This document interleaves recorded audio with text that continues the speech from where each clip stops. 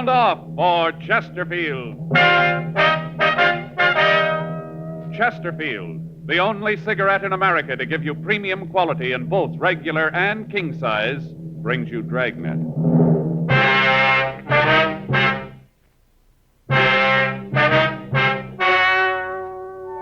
Ladies and gentlemen, the story you are about to hear is true. The names have been changed to protect the innocent.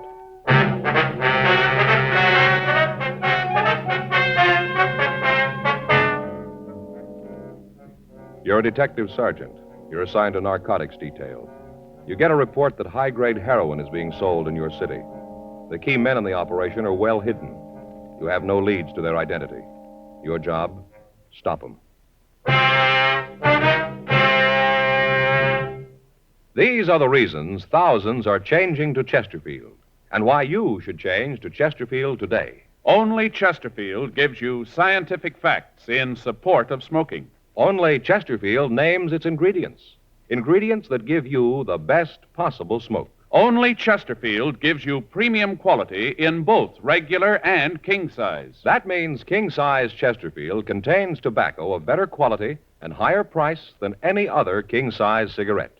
It's the same fine tobacco as in regular Chesterfield, and there's enough to give you more than a 1/5 longer smoke. Yes, more than a 1/5 longer smoke from king-size Chesterfield. So remember, Chesterfield is the only cigarette to give you premium quality in both regular and king size. Buy 'em either way you like 'em. Premium quality Chesterfield, and much milder.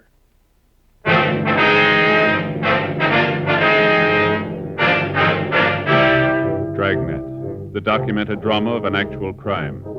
For the next 30 minutes, in cooperation with the Los Angeles Police Department, you will travel step by step on the side of the law through an actual case transcribed from official police files. From beginning to end, from crime to punishment, Dragnet is the story of your police force in action. It was Tuesday, August 3rd. It was warm in Los Angeles. We were working the day watch out of narcotics detail. My partner's Frank Smith. The boss is Captain Kearney. My name's Friday. It was 9:37 a.m. when we got to the main jail. Felony section. Hi, John. Friday, Smith. What do you want? Anderson, 302. Anderson, 302, interview. How's he feeling this morning, John? I don't know. I just checked in a while ago. I heard he gave the fellow some trouble early this morning. Guess he's pretty rocky.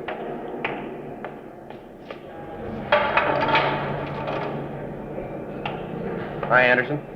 What do you guys want? Want to talk to you. Down this way, Anderson. Hope you guys know I don't feel so good. Terrible night. I hope I never have to go through any more of them. Yeah. You gonna do something about it?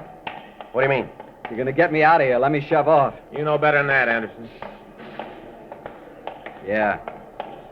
Should have known. You guys don't care. You just don't know. Right in here. Sit down.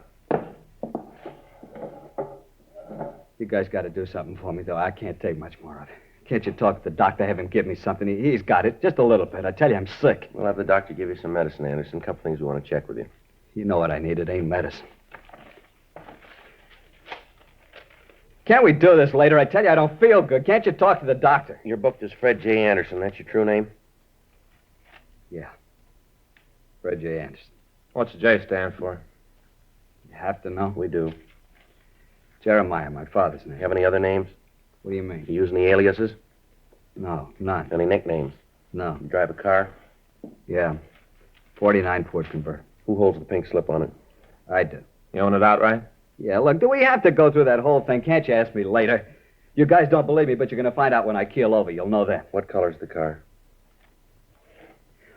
Maroon. You know the license number? No. Where have you lived before?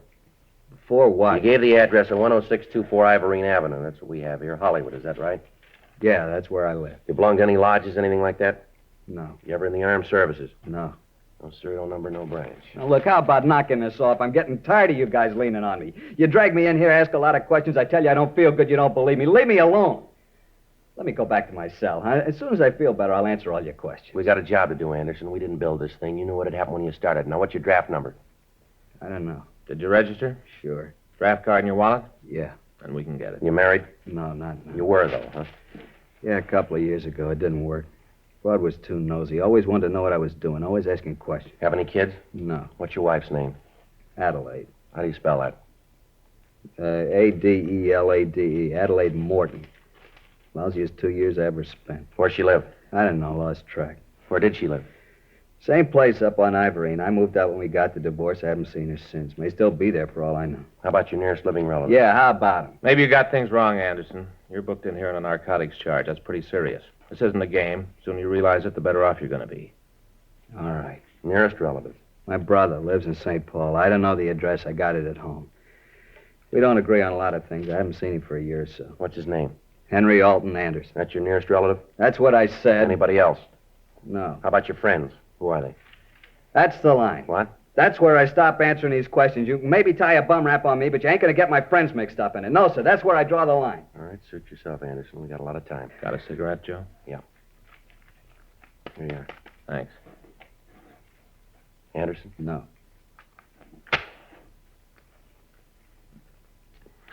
Thanks.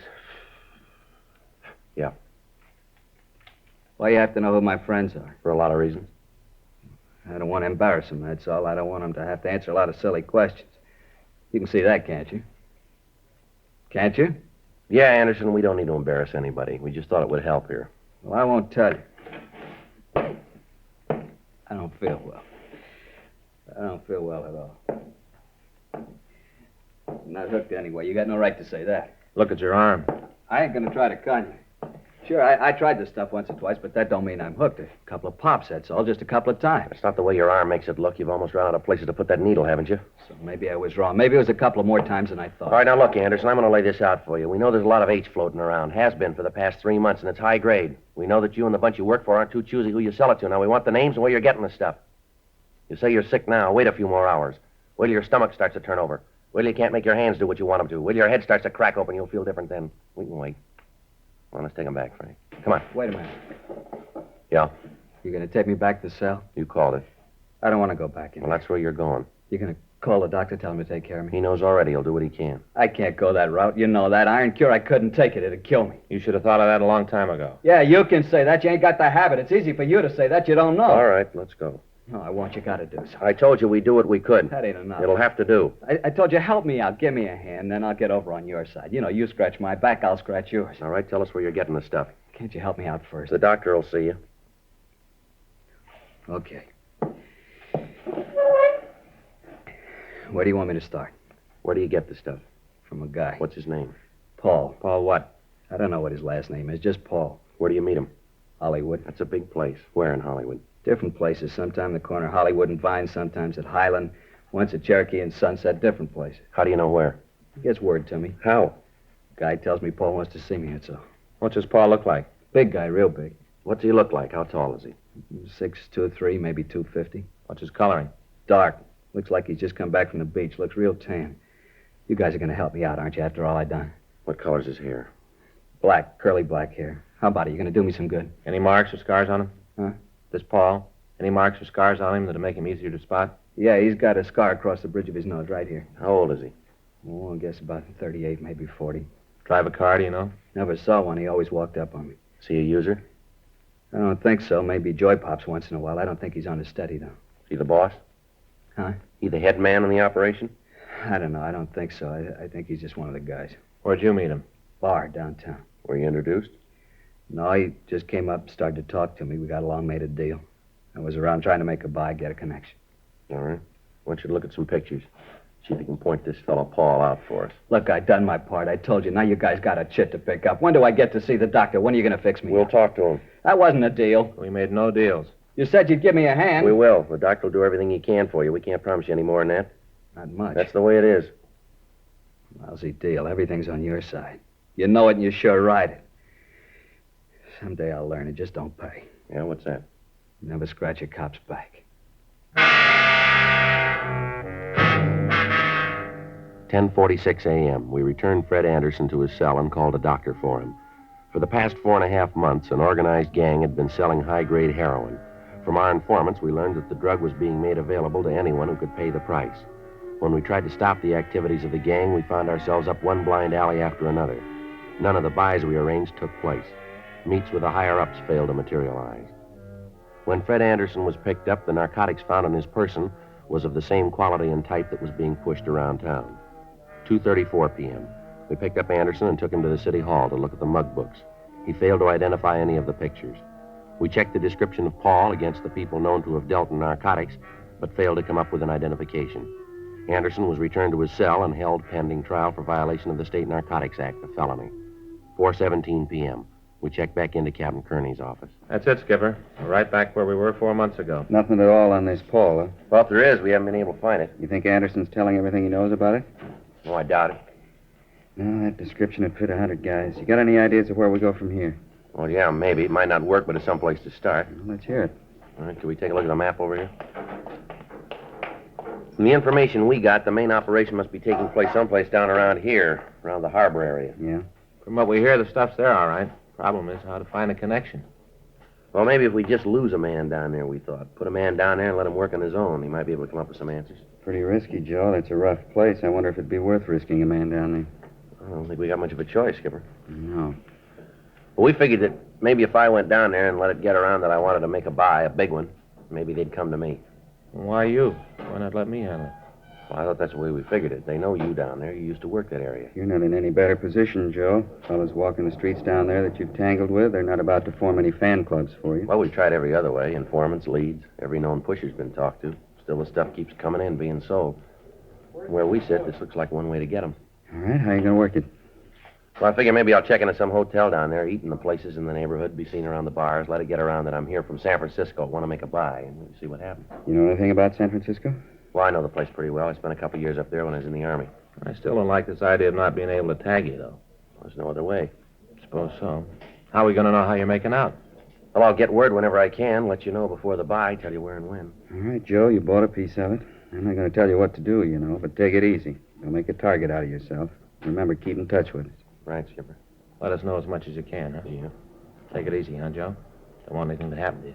Yeah, well, I'm on your side there.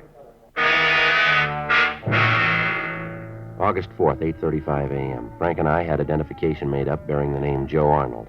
After a final talk with Captain Kearney, I went home, got my car, and left for San Pedro. 6:42 p.m. I checked into a hotel on 6th Street. The hotel, according to the information we had obtained, was near the narcotics distribution center. 8:12 p.m. I went next door to the bar. Yeah? Give me a beer, huh? Eastern? I don't care. Okay.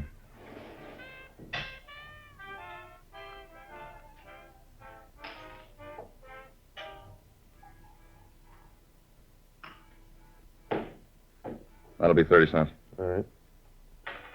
There you go. Thanks.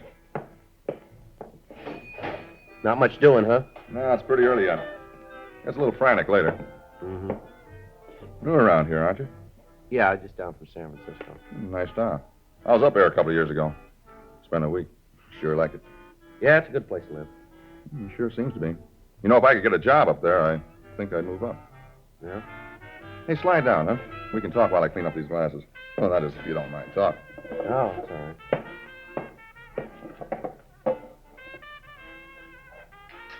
Glasses. Seems like you never get them done. Yeah. You down here on business? Well, I guess you could say that. Uh-huh. Sort of combined, huh? Yeah. And now look at that. What's that? I spent half the day slicing these oranges for old-fashioned, and then people don't eat them. A lot of wasted motion. Yeah, I guess it is. What line of business you in? Nothing special. Just moving around. Wherever I can make a buck, I stop. Guess you'd have to call me a promoter, I guess. Is that what you put down in your income tax returns? What? You know, when you fill out your income tax, it says there how you make your living. Where do you put that? Business management. That's good. Business management. Whose business you manage? Mostly my own. Pretty good idea for everybody, isn't it?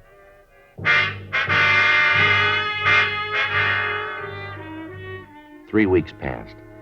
I spent some time in most of the local bars and eating places. On occasion, I'd see other officers from the narcotics detail up in L.A. On each of these meetings, I'd have to pass them by and hope that they wouldn't show any evidence that they knew me. During the 3 weeks, I became friendly with the bartender, and in the course of many conversations, I let it be known that I was in town hoping to make a substantial narcotics buy. At first, he appeared only mildly interested, but then he began to ask more and more questions about my background and about the people I knew in San Francisco. Friday, August 27th, 9:31 p.m. All right, Joe. How goes the battle? I'm moving around. That's about all I can say. Hey, you want a beer? Yeah, fine.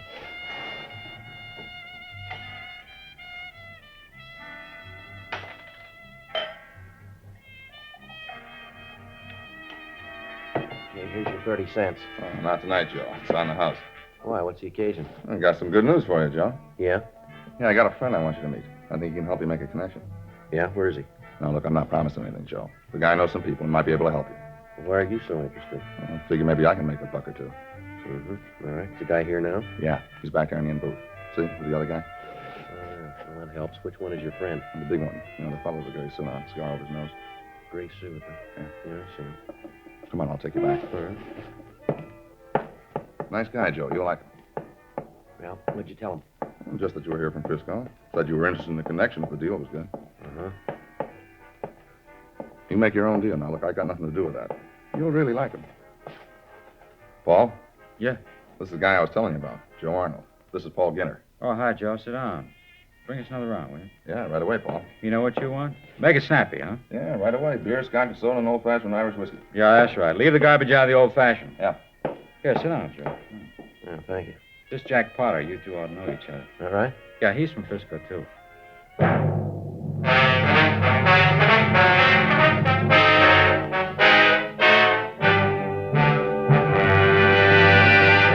You are listening to Dragnet, the authentic story of your police force in action.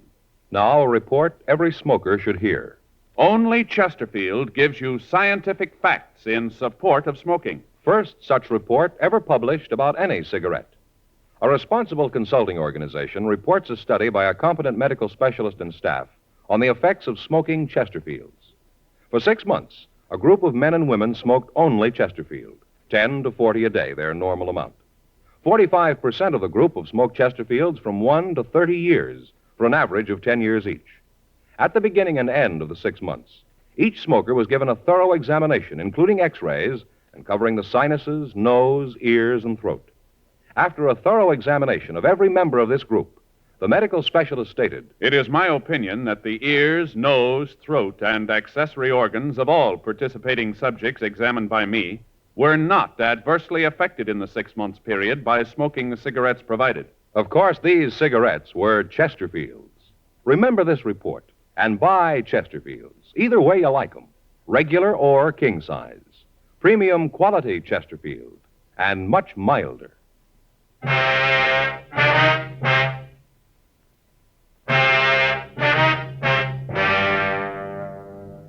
In normal undercover work, the police officer is in constant touch with the men working with him. This is done either by one officer trailing the undercover man or by phone calls to a fellow officer at appointed times. Rarely does the working detective put himself in the position where he doesn't have constant contact with the men he works with. However, in this instance, it appeared to be the only way information and evidence could be obtained. Friday, August 27th, 10:46 p.m. The bartender brought the drinks. Paul Ginter and Jack Potter started asking the questions. From Frisco, huh? Yeah, I'm from San Francisco. Jack and I do some business together, real estate. That's so? Here you're in the management business, huh? Bartender talks a lot, don't he? He knows who to talk to. Tells me you're down here on business. Yeah. Where do you live up north? Hyde near Taylor. I used to live around there. Is that right? Yeah. Hey, they ever finished that work they were doing at the corner of 3rd and Market? What's that? Well, the construction they were doing at 3rd and Market. You know, that new dime store, they get it finished? Yeah, they got it finished. It's not at 3rd and Market. Now, what's this all about, Ginter? What are you trying to prove? What? You got any questions to ask about me? Ask me. Don't ask your boy to do it here. You want to check up on me? Talk to somebody who's in San Francisco now. Have him check around. It's all there. I got no worries. When you two get tired of playing games, let me know. I got no time for them now. I'll see you around. Sit down, Arnold. Yeah? Now, read it any way you want. You say you want to do business, I'm your boy. We gotta be sure. Can't take any chances. Cops are dying to find out. Can't let that happen, you know. Yeah, well, if you're ready to talk a deal, let's get to it, huh? You figure to do this business in Frisco? San Francisco? Yeah, that's where I figure to work. You're out of your mind. That town's tied in a drum. Nobody can get under the lid. Now, you look, I don't ask you where you get your real estate. Don't tell me how to manage my business. I want to make an investment for a client. I got 10 grand. That'll buy a whole tract of your lots. Now, are they for sale or not? It's that simple. Well, now you're in kind of a hurry, ain't you? I've been here for 3 weeks. I don't want to spend any more time than I have to. When can I make the buy? Tell you what, let's take a tour of the town, meet some friends of mine, then we can talk about it. No need to be in a hurry. I got to see it first. I want to make sure it's the same stuff I heard about. Where'd you hear? A few rumbles around. High-grade stuff. That's what I want. Let's go. Can't you call this friend? I don't want to go traipsing all over town. He moves around. Sometimes he's kind of hard to find. Besides, serves two purposes. What's that? Give you a chance to meet some people. Once you get to know the town, you won't be in such a hurry to get away. There's just one thing. Maybe I won't like your friends. More important. Yeah? Maybe they won't like you. For the next 3 hours, Ginter, Potter, and I visited almost every bar, nightclub, and coffee stand in the area. At each of the places, Ginter would ask for a man named Ainley. When he was told that Ainley wasn't in, we'd sit and have a drink. Ginter would call as many people as he knew over to the table, introduce them to me, and then before we left, he'd hold a conference with them at their tables. At several of the places, I saw men who I knew were involved in the narcotics trade, but none of them happened to be close to Ginter. It was obvious what Ginter was trying to do. He was checking me with the people in the business to see if any of them could recognize me or could give them any information about me. Saturday morning, August 28th, 3:14 a.m. We stopped for breakfast. Here, you want some sugar? No, I take it by. Okay, how about you, Jack? Yeah, thanks. Looks like it might have been a wild goose chase, huh? I don't know where Ainley could be. Why don't you come off of this, Ginter? Yeah, what do you mean? I'm not a new boy. You're about as subtle as a bulldozer. What's the scoop here? Your friends tell you anything about me? I don't know what you're talking about. Just looking for Ainley. It's as phony as that look you got on your face now. How about it? Do I make the buy or don't I? All right, you make the buy. When? You got the money? I'll have it when the buy comes off. 10,000. That's right. Okay, you can pick up the stuff tomorrow night.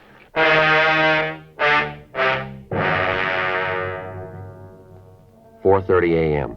Ginter outlined the plan for the buy. At 7:30 that night, I was to meet him on the corner of Lebanon and Spring Streets. He'd take me to Ainley, who had the plant. 5:29 a.m. I drove back to Los Angeles. I put in a call to Frank Smith at his home and filled him in on the developments. It was arranged for me to be spotted when I got to the corner and then to be followed until the buy was made. At that time, Frank and the other officers working with him would move in and take Ginter and Ainley.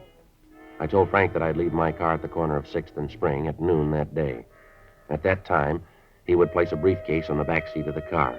In the briefcase would be packages of cut newspaper with a few $10 bills attached to each stack on the outside. I checked into a hotel down on 5th and got some sleep. At 7:30 p.m., August 28th, I was at the corner of Spring and Lebanon. Hi, Arnold. Hello, Ginter. Where do we go? You got the money? In this case here. Where's your car? Lot around the corner. We have to drive to the meet? Yeah. Come on, this way. My car's just around the corner. Don't worry, we'll take mine. All right, no problem. Makes it nice. Here we are. Want to slide in this side? Be quicker. All right.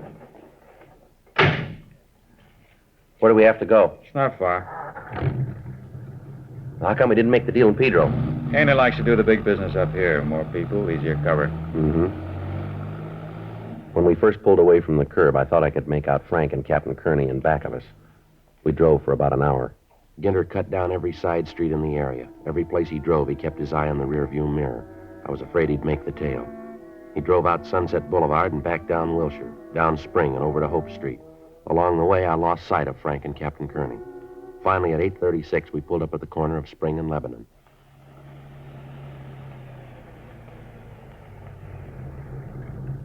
What's the deal, Ginter? This is where we started. Yeah, I just wanted to make sure we didn't have a tail. You satisfied now? Yeah. Come on in here. This hotel here? Mm-hmm. Ainley do business in the rat trap like this? He works where he has to. Come on, it's on the second floor. We can walk. Sure this is the same stuff that I heard about? You'll see. Understand, I'm not buying any junk. Don't worry. What we got's good. It's down here.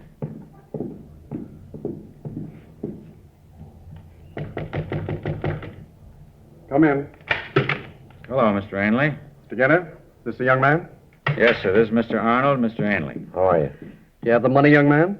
Yeah, it's in here. You got the stuff? I have, here in this case. Looks like a doctor's bag. It's a good place to carry it. Doctor's bag. Here, open a bundle yourself. High grade, best we can get. Yeah, it looks all right. Fine. Now, if we could have the money. Here you are. Now, if it's all right with you, I'll get out of here now. We'd like you to wait until we count the money. It's all there. I don't doubt it, young man, but just to make sure so there'll be no repercussions later, you understand? Mm-hmm. Everything looks in order. What are you trying to pull? What do you mean? What is this, Ginter? What's the matter? There's nothing but paper, plain newspaper. All right, Arnold, make a move or kill you. Let me see. What are you trying to pull? All right, you're under arrest, both of you. Cop, lousy cop. That's right. You got the shoe on the wrong foot, cop. I'm telling you what to do. There's men all through this building. You won't make the front door. How about it, Mr. Ainley? Let's take him down to Pedro. We can get rid of him there. It'll be better. How about the rest of them? He's bluffing. You made sure you weren't followed, didn't you? Yeah, I think so. Did you or didn't you? Yeah. Then there's nothing to worry about. Let's go. Well, you heard him, Arnold. Whatever your name is. Yeah.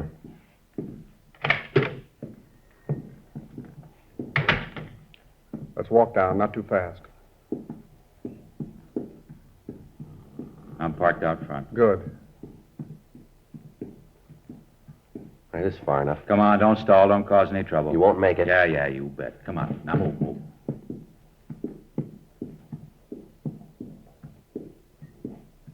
All right, down these stairs. Smith, cover the other side. Yeah. Walker, block off that end of the hall. Right, Captain. You all right, Friday? Yeah, fine. Watch that guy, Frank. I got him. Hold it up, mister. You're not going anyplace. Fool, you stupid fool, Ginter. Can't even lose a tail. Okay, both of you. Hands behind your back.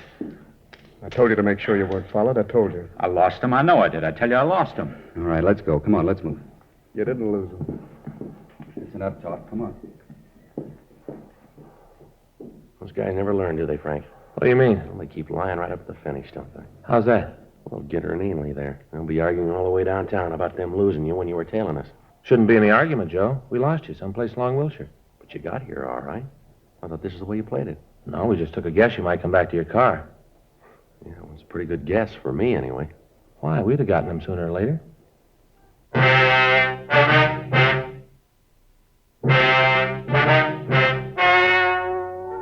The story you have just heard was true. The names were changed to protect the innocent. On December 9th, trial was held in Department 92, Superior Court of the State of California, in and for the County of Los Angeles. In a moment, the results of that trial. Now, here is our star, Jack Webb.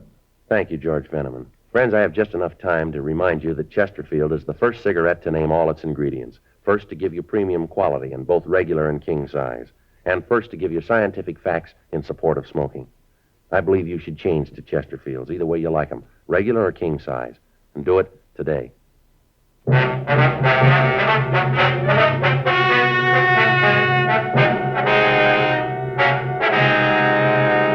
Paul Robert Ginter and James Arthur Ainley were tried and convicted of violation of the State Narcotic Act, a felony.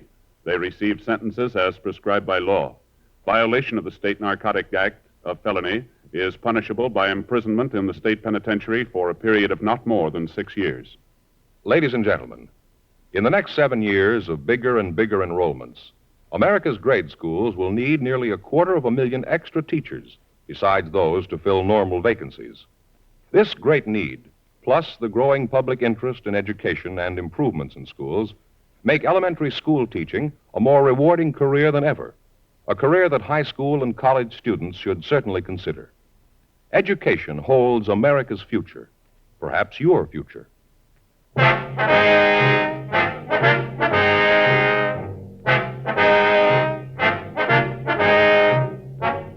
You have just heard Dragnet, a series of authentic cases from official files.